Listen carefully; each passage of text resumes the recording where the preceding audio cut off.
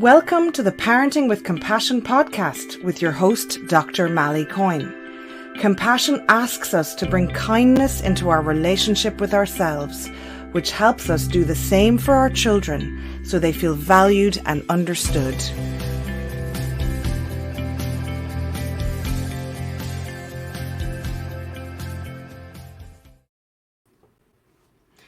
Hi there, this is Mally Coyne and this is the Parenting with Compassion podcast, or not podcast, broadcast, Facebook Live.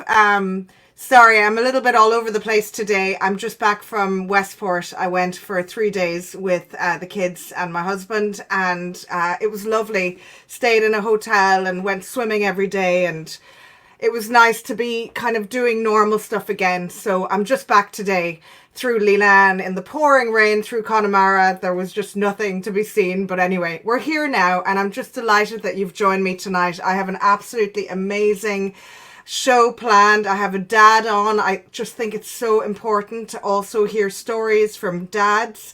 I know that it's, a lot of women would perhaps listen to the broadcast that I've done, and men maybe secretly at times.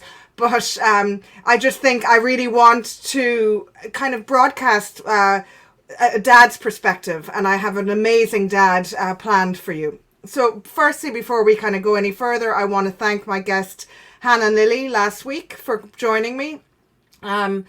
We had a lovely conversation about how to I caught up with her after I had her on a different show 4 years ago, and she kind of talked to me about how it's important for her to say no to perfectionism and to be able to say no to people, and how to meet her own needs. She now has 4 kids and not 2.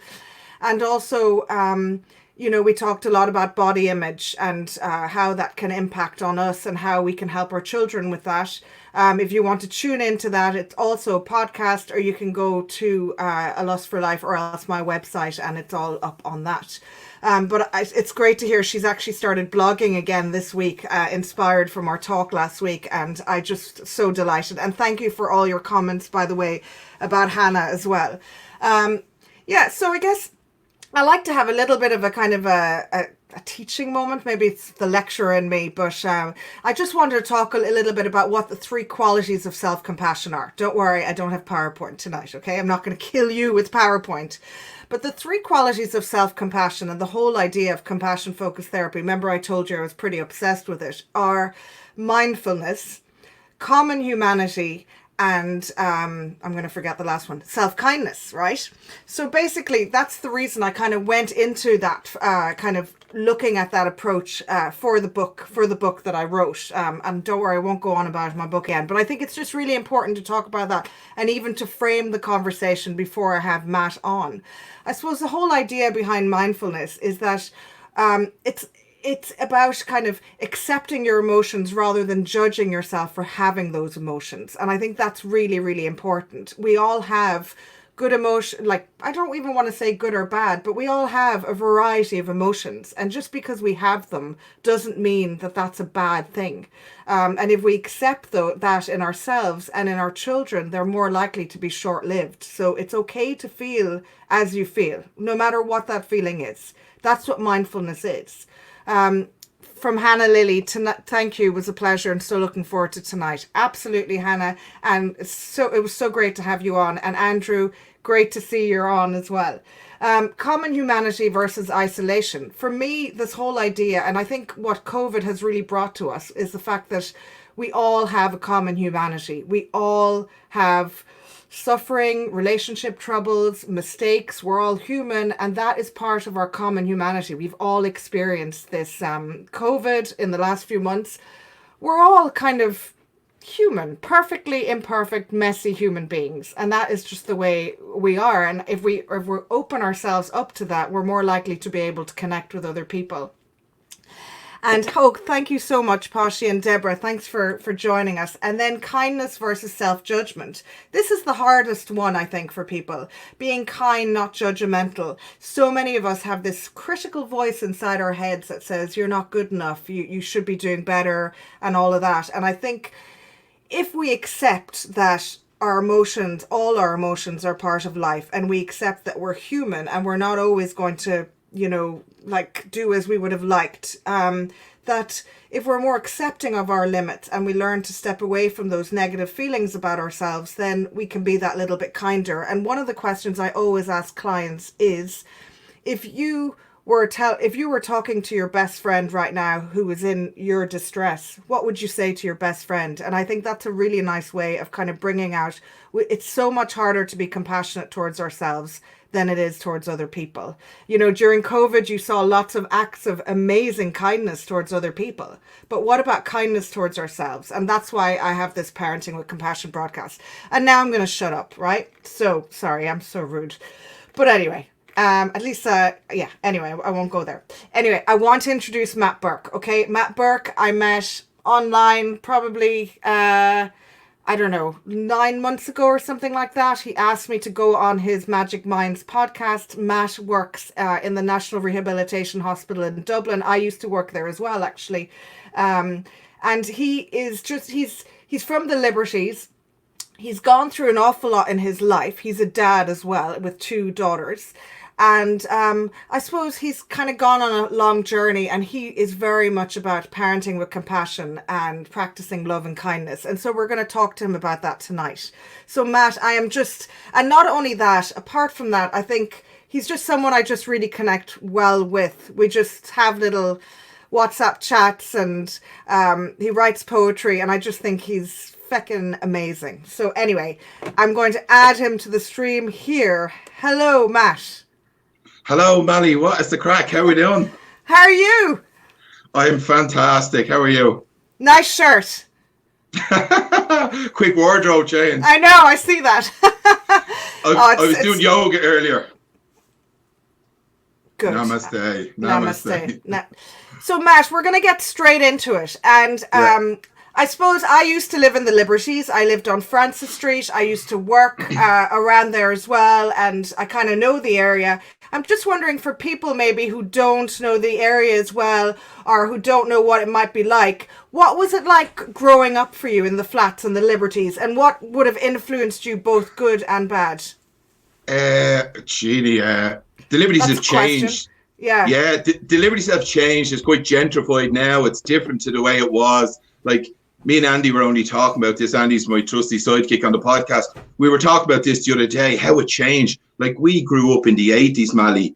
The 80s and the Liberties was totally different to back then. It was a little bit crazy. It was wild. There was a lot of crime, a lot of drugs, a lot of, the black economy. There was drink, big drinking culture. As I say, armed robberies. It was a little bit wild, as I say. You wouldn't know what was going on back then. It was quite scary, but also quite exciting. As a kid, you wouldn't know what was going to be going on, and it was quite a harsh environment. That's definitely for sure.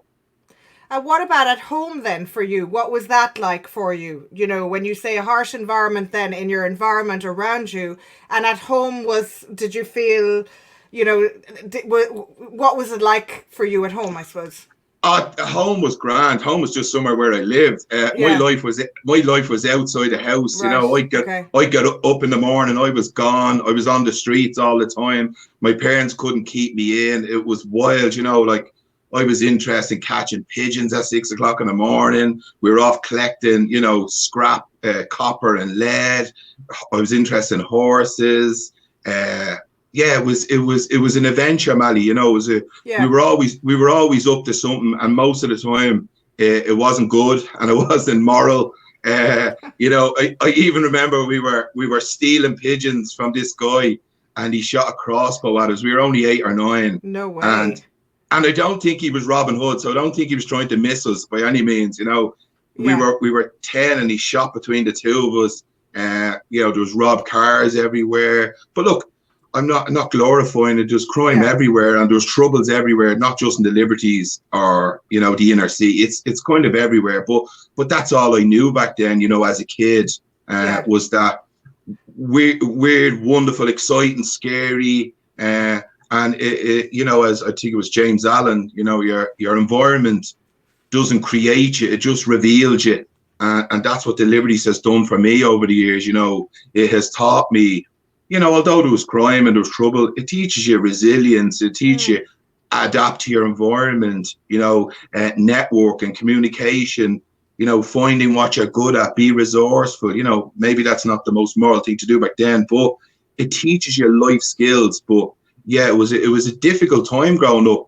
House was grand. That was just somewhere I just stopped off, and then I was out and there. had your dinner and got your clothes cleaned. And I'm just wondering, Matt, about some of the difficult times. We've spoken before about some of the difficult times you had as a child and how that impacted on how you felt about yourself. Like you mentioned before about messages like little boys don't cry. I think a lot of men, whether they're in the Liberties or anywhere else for that matter, that message would have been conveyed, that boys don't cry. And I'm just wondering, what was that like for you? What kind of messages were going around for you?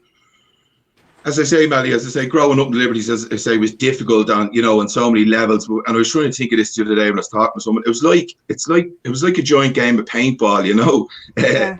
It was exciting, but you got wounded, you got hurt, you bear the scars, and the scars of childhood trauma. We think of childhood trauma, we think sex abuse, physical abuse, but it's things that people say to like you're not good enough, you're ugly. Like I was told when I was 12 or 13 by some girl that I was the ugliest person she'd ever seen in her life, and I still don't forget that kind of stuff. You don't I was told, forget, no. No, I was told. So cruel.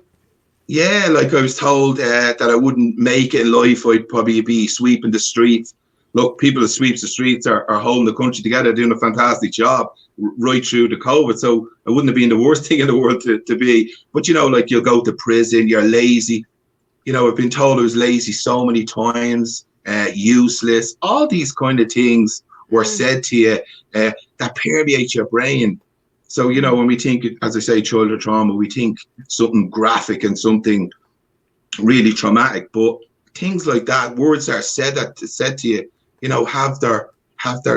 leave their mark on you, don't they, really? Well, absolutely. I mean, I suppose we talk about it like an accumulation of, experiences that are really can be quite damaging to your self-esteem when you hear something like that. And then if you're not able then to express it because boys don't cry, then where do you go with those feelings?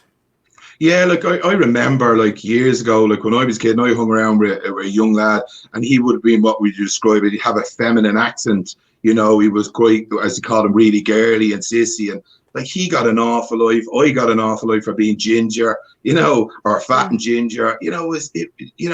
These things really have an impact. I know in society, gingers don't have a soul, and it's a joke, Really? Oh my God. Yeah, like you'll see them anywhere. I don't know what's that singer called who sings? He's a ginger guy. Ed Sheeran, is it? Yeah, or no, the other guy. Ed Sheeran. Sheeran. Yeah. He gets some stick. You know what I mean? Like ginger ugly, ginger. Everyone needs a ginger. Or gingers have no soul. These get into kids' psyche. They get in, and you don't feel worth like whether you're going to chat up a girl or a boy or whatever. Like these are in your mind where people think gingers are ugly, so you need to really have a solid base or a good family, to support you. And like as you said, I was told as a kid, boys don't cry, harden up. My mom would send me off to the shop, bring that back, do this, and to toughen me up. But I was a soft soul, Mally. Yeah. My mom didn't know that. My mom was just, trying to tough me up, get me ready for the world. But, she was only doing the best that she could do. She was only doing what she was taught and what she learned. I have no problem with that. But I know. It was definitely... And I really want to talk about your dad, because I suppose you've described him as your superhero, and I just want to know, like, what, and you actually shared a letter that you had written to him with me last week, which was just absolutely beautiful and something that people maybe wouldn't usually do during the person's lifetime, just to really express what he means to you. And I'm just wondering what you admire in your dad, and how has that impacted on you being a dad?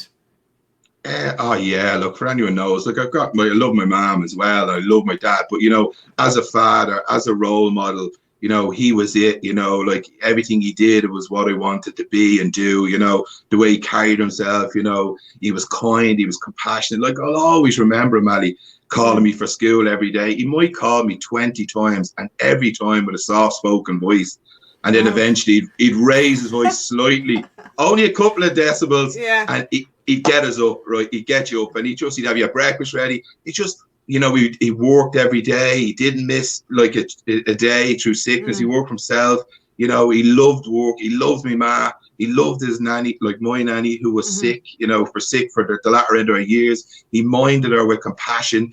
He's my biggest fan. He was always singing from the rooftop. And trust me, Mally, I have dragged my family through some crazy stuff. I got us into the church newsletter for doing some bad stuff in the area.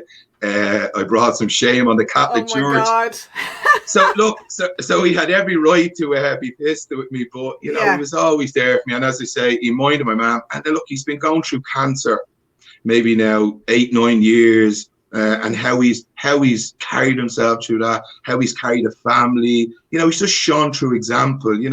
He's amazing with the grandkids. He loves them. Like, he's just like a big kid sometimes. He was a wrestler. He drove a bike. He brought me lots of places on the bike. And he demonstrated what compassion was. Now he did. Don't bring shame on the family. Don't do all that. That stuff I seem to forget and miss. I missed that point, but all the compassion, he just practiced it. He just was it, and he was generous and he's kind and he's funny and he's, and he was brilliant at marriage. Like, I used to say to him years ago, Jesus, Dad, grow up here. Will you grow up here? And you say to me, Matzer, it's all for a quiet life.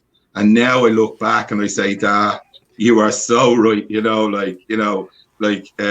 just a brilliant husband. Always agree with your wife. I mean, that is the quiet life, right? I won't deny it. He's a man of wisdom.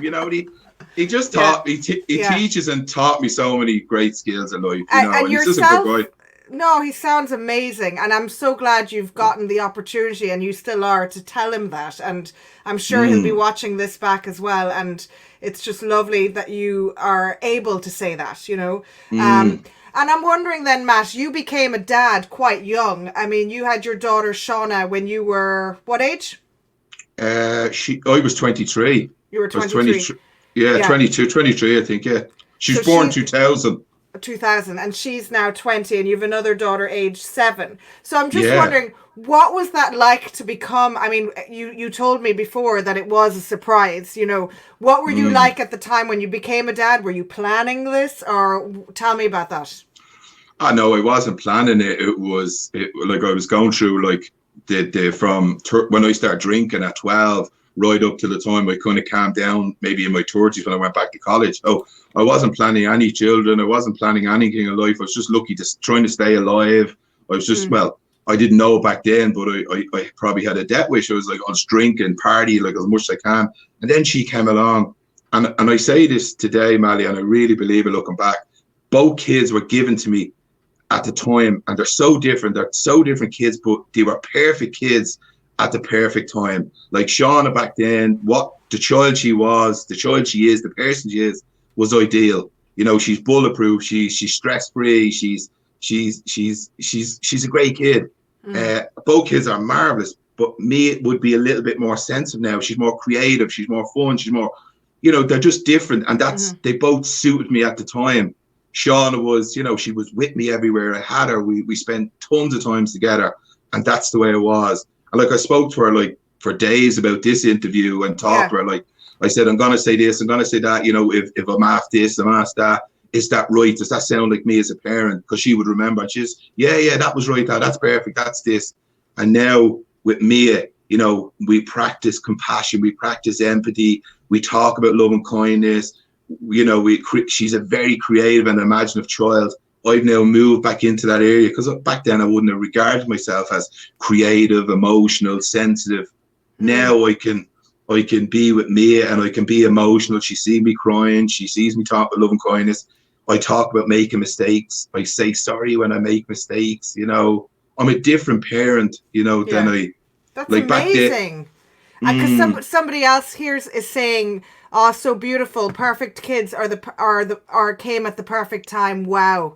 So that's what Jackie's saying. So it's really interesting. Yeah, it's really interesting that the time when the personalities they were came at the right time for you, isn't it? Yeah, and you know what, Mally? I think about this a lot. I wouldn't be able to use the same parenting skills for Sean as I would for Mia. It Okay. just doesn't work. I'd crush Mia. So Mia is a very, very sensitive soul. Now Sean is sensitive and she's emotional and she's a loving child, but they're just totally different needs. Back then, I was parenting because I am the dad. I'll tell you what to do, and this is the way we do it. Not in that kind of robotic way, but that's the mindset. Where me, I'm more of a person-centered parent. I deal with what comes in front of me. I deal with me as her soul, as her requirements, what she needs. Like the stuff that you talk about, Mal, when she comes out crying, I don't tell her to go back into bed because daddy said so. I meet her needs and I listen more. Now, I was talking to Sean about this and she says, no, Dad, you were pretty more present. I don't think I was. I probably was a better actor back then. But she says, like, she didn't know any of the troubles I had. I kept it really under wraps.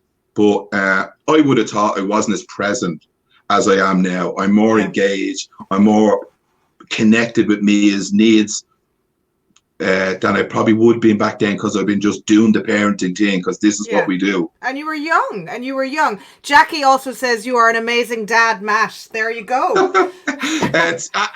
Maybe I'd ask the kids' moms first and then see what they say. Speaking of the kids' moms, obviously they're two different moms and you're not with either of them. And how has that been? Because you've kind of said you have an amicable relationship with both. How the heck did you do that? Like, how do you manage that? Oh, look, I'm sure they think I'm a pain in the hole sometimes because I don't say yes to everything. I'm not agreeable to everything, but my intentions are always good. I practice some kindness. Probably in the first one, but like it's always been good. There's never been any great drama. I don't look for that. Everything for a quiet life, as Matt Senior would say. And then in this one, I've been more honest and more less ego driven. I ask myself, what are my intentions? Who is this really for?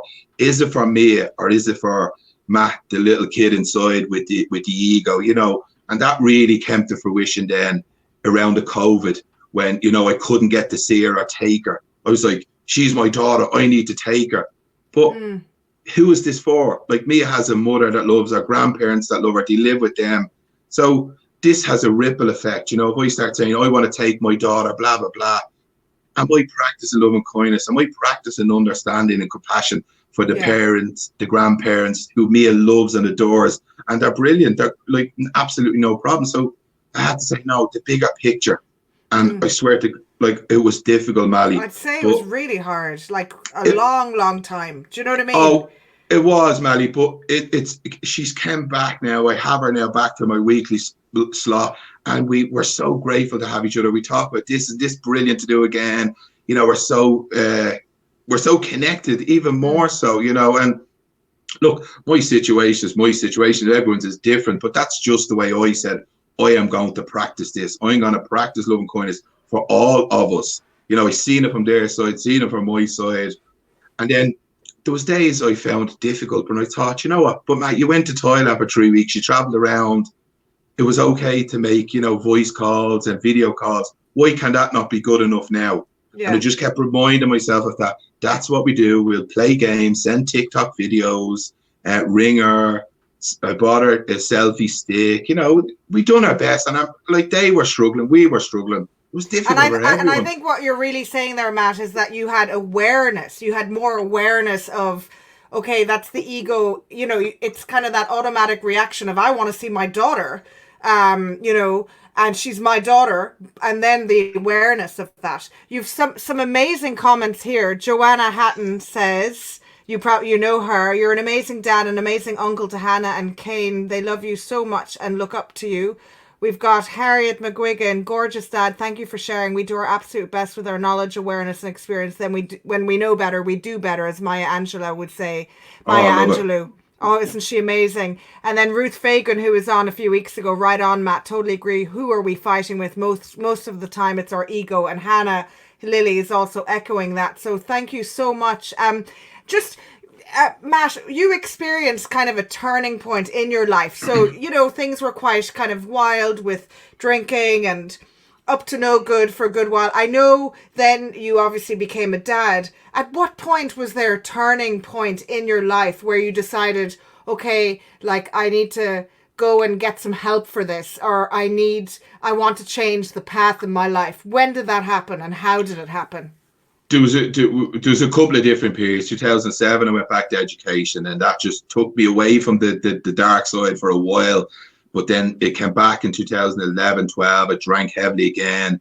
But then I started engaging in counselling because I felt suicidal. You know, I wanted to take my life by suicide in 2012. And then I said, you know what, there's something going on. I didn't have a language around it. I didn't know what was going on. You know, when there's just something, but I didn't know what anxiety was. I just thought it was a worrier.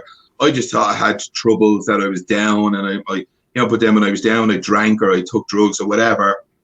And then 2012, I engaged in counselling, and that's when it really started. You know, I started listening to the likes of Eckhart Tolle, Brene Brown, Oprah Winfrey, Maya Angelou, you know, Jack Cornfield, Love and Kindness meditation, reading, you know. And it was only then, like as Rumi would say, it's the wound is where the light comes in. Yeah. And then you're like, I start questioning, why am I thinking like this? Why am I having these thoughts? Why am I having trouble with these thoughts? What's the problem? Then I start looking at my thoughts, and then I start becoming aware, believing I'm not my thoughts, I'm not my identity, I'm not any of these labels that I used to put on myself. Rubbish, brutal parent. I'm no identity. I don't think I feel like I've no identity anymore. Everything I do is just functions. Yeah. You know, I function as a parent. I function in national rehab. I'm not lazy. I'm not useless. I'm not anything. I just gotta practice love and kindness and awareness. You know, and that's where it really went. And you know, we listen to podcasts, listen to other people speaking to, you know, authors, reading loads. Yeah. I done counseling, I done antidepressants. I've tried so many things, and it takes so many things to create your toolbox, doesn't it? Yeah, no, I totally agree. We have some amazing comments here. Leona, such a beautiful soul, sensitive soul, real, raw, and so honest, so inspirational. Matt, Deborah, I love your honesty. Matt, Harriet, you're such a blessing to our world. Oh my God, I'm going to Lourdes next week, so you can get me canonized. Actually, all of these are women commenting. So my next question is about your romantic relationships, because we could hook you up tonight, right? Stop. I'm actually going a bit rude. Okay, sorry. Right, go on.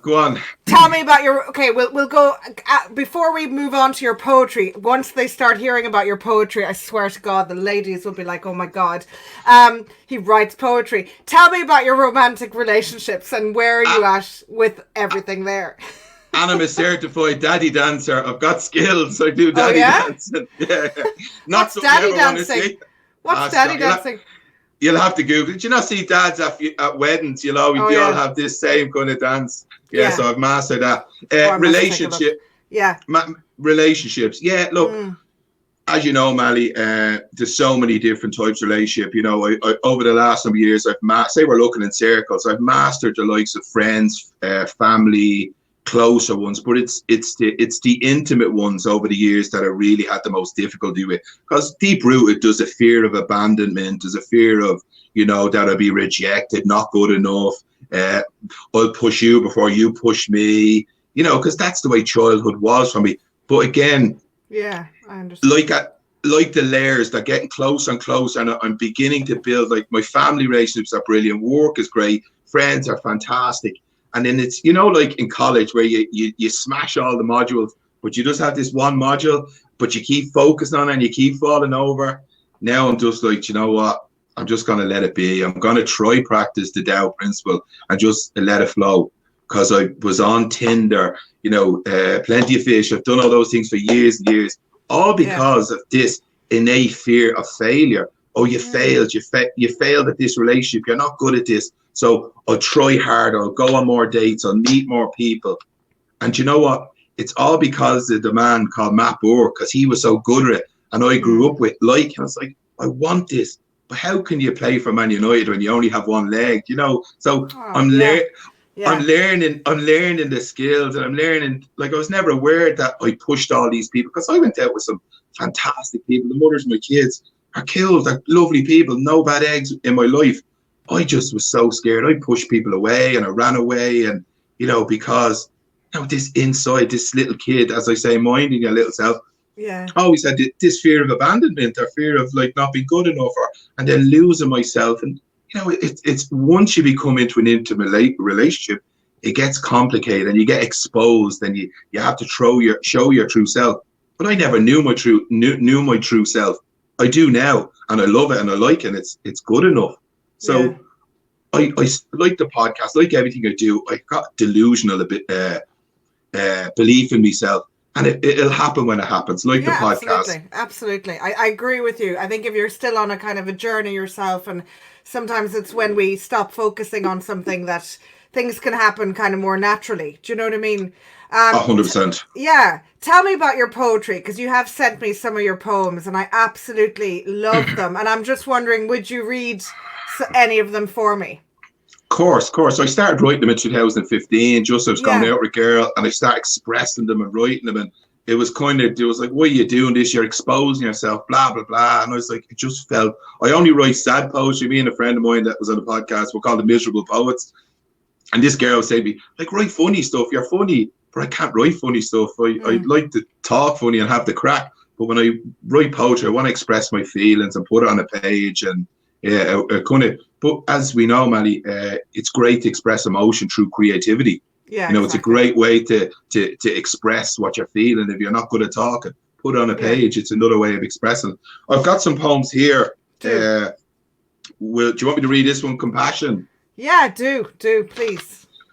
Okay, me reading actually triggers a childhood thing in me. Because when I was a kid reading in school and you got it wrong, you're called stupid, blah blah blah. So it's funny, isn't it? Like little things in childhood do that to you. Well, we're a very compassionate audience, Matt, and so you don't have to get it all right. It's about compassion. It's okay. I love how apt. Okay, so this is called Compassion. It was just my view on what I think about compassion. Okay. They say your name in every page of my favorite book. Your gentle appearance lures me in like a hopeless fish to a hook. I see you in the eyes of the young, the old, and the wise, yet many cannot and will not try to listen, understand, or empathize. The appearance of the falling feather from a graceful swan, but all is not as it appears, because to hold you in our souls, we must be pure and strong. You are gentle on the tongue and easy on the eye, but to hold you in my heart, I must make this lonely trek to the top of the mountain in the sky. There you go. Oh. What was that like for you reading it there? That was good. I was nervous I wouldn't make a mistake. And what prompted you to write that one, Matt? When you, tell me about your process. So you just kind of thought about it one day and thought, I'm going to sit down and write this, or tell me about that. What prompted that one? A friend of mine was talking about compassion as being white and fluffy and too nice. And I'm like, it's not. It sounds nice to be compassionate. But to be compassionate, you have to do the work. You have to turn into yourself. Compassion is about feeling.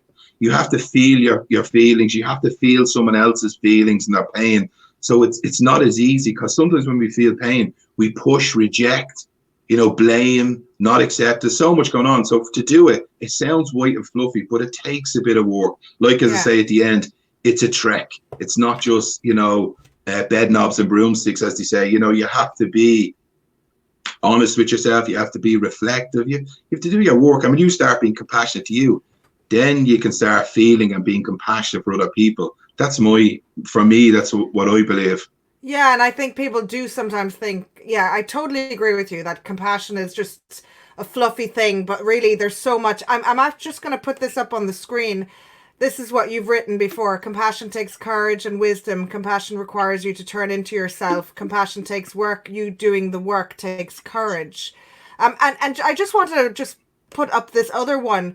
We are compassionate and patient with a child or a puppy, but why not our little self? And Matt, you talk a lot about your little self. I'm just going to get this off the screen. So when you kind of talk about, why do you think we're more compassionate towards other people and not ourselves? Why do we do that? Yeah. Because I think it's a cultural thing. We haven't been taught it. You know, it's counterintuitive. Look after yourself. No one has ever told me that's alien to me. Look, why would I look after myself? You know, you have to mind your family or everything. That's so true. But I believe if you are compassionate, understanding, empathetical, patient, forgiving to yourself for the mistakes you made, you see the world through a different prism. You see it through compassion. If you are harsh on yourself, you know, some days when you're in a bad form or you look at the world differently. You look at it through a different lens. And when days you're feeling strong and happy and vibrant, the world is a different place. So Yeah. by being compassionate to yourself and saying, you know what, you've done your best, you tried your best, that was good enough, blah, blah, blah. That's being forgiving and kind and patient with yourself. Then you can start seeing that in other people and you can practice it a little more. That's the way it was for me. When I started becoming easier myself, I'm a little less judging to other people, because when we judge other people, we're judging ourselves. We mirror each other. You know, what we see in people is a reflection of ourselves, whether it's mean or angry or spiteful or sad. You know, we see things and we're like, oh, that looks like it's a me, subconsciously, I think. Yeah. And then No, I I think you're right. I think you're right. I wanted to ask you about your Magic Minds podcast, because I think that you have so many shows there, but just even the beginning of it, it's stories that have the power to inspire, and basically you put up a video the other day on Facebook, I think it was, that talked about how in 2018 you had this idea to put together this podcast, and that you were going to meet a number of people in a hotel to talk about how you would go about doing that. Can you tell me a little bit more about where the idea came from, what that night was like in the hotel, and where are you at now with everything? just like most of my dates, I went to hotels and no one turned up. Oh, stop. No. So I just decided I had no technology knowledge. You know, I bought a Zoom H1. That's all I had. I'd no like laptop, I know equipment, and I just went on this meetup group. You know, you can play football or there's drama, there's all this. So I just put up a thing about starting a podcast, trying to put a group together, and no one turned up. Like, I done up like aims, objectives, all the things, bells and whistles to meet all these people, and no one turned up. And I was like, oh man. There was moments I was going to give up, and then I says, no way, not going to stop. And then just to ask people to help me, like a guy called Kev and Aaron, and then now I have Andy. You know, I just like back to what we talked about in the Liberties. You know, I just use my resource. I use my network, community, like the people from the Liberties. You know, people from the Liberties have been so kind to us. Andy's from the Liberties. Andy's an old friend of mine. Yeah. Now we work together. Now, like, we have like the studio where I'm in now. We've new gear. We have a GoFundMe page that we raised nearly 3,200 from the people in the community, people around England, America. People have been so kind to us, you know. Wow. Just all from my idea was start a podcast, stories that have the power to inspire. I was just going to bring people on, but it's just evolved into this now amazing project where I believe my role and my purpose in life, which I just fell into as we went along, was to be a healer, to inspire people to heal themselves through love and kindness and compassion. Like, they will heal themselves. They'll hear me talking about it and go, yeah, that sounds something like me. Or yeah, because it's different story, Mally. Yeah, exactly. Same feelings. You know, my story might be different to Johnny or Mary's, but the feelings will be the same. You know, we'll still have the same struggles, you know, whether it's a bereavement or grief or trauma. You know, it'll be the same emotions, not feeling love, feeling of unworthiness. And then to hear me and the stories on the podcast, that can inspire them. I mean, I love the variety of people you have on. And I was on your podcast with you, and I suppose what I really loved was just the types of questions you asked, and just how deep you could go with it. And I just felt really comfortable with you. And I just think, you know, what you've done is absolutely amazing. I love the name of it, Magic Minds, as well. I just think we all have magic minds. Everybody has the potential for it. And I think Andy's great for helping you out. Everyone else who's in the background helping you out. All the guests that have wanted to come on. I think what you're doing is amazing. I really do. And I love the other work you do. You've also got a meditation on Sunday mornings. You started the Magic Minds bedtime stories during the COVID, which was really lovely idea. And I just have a comment here from Louise. There isn't enough compassion or empathy in the world. People seem to shy away so as not to appear weak. I remember at work one time I had to interrupt a colleague at a meeting to tell her she had to make urgent phone call home, and when she relayed the news she received, my heart broke and I cried with her and for her. I was subsequently judged and made feel stupid being asked why I would cry when it was nothing to do with me. That's hard. Sorry to hear that, Louise.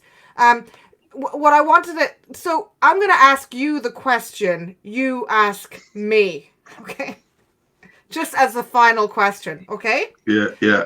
How do you, Matt, get from your head to your heart and mind your little self? Bria Kasha, you go there. I love it. It's all our problems are generally up in our head. It's where we do our best business. Intellect. I know I've done it for years. Read this, look at this. I've listened to many podcasts with Brene Brown. It's about getting down into your heart. We do that through compassion, through feeling. Feel the feelings. As go back to what you said earlier. Feel the whole lot of the feelings without judgment. Whether it's sadness, happiness, excitement, guilt, shame. Let them all just be without judging yourself for them. Society tells us that we shouldn't feel this, we shouldn't feel that. We need to be stronger. What if we were just compassionate? We turned into ourselves and we just were a little bit more compassionate. And compassion means we feel them all. Like I remember saying to someone, I'm going to do a psychotherapy thing. I think I'll be good at that. And the person said to me, you might struggle because you don't feel like you think you do. I was like, do I not? I did. That was like, what?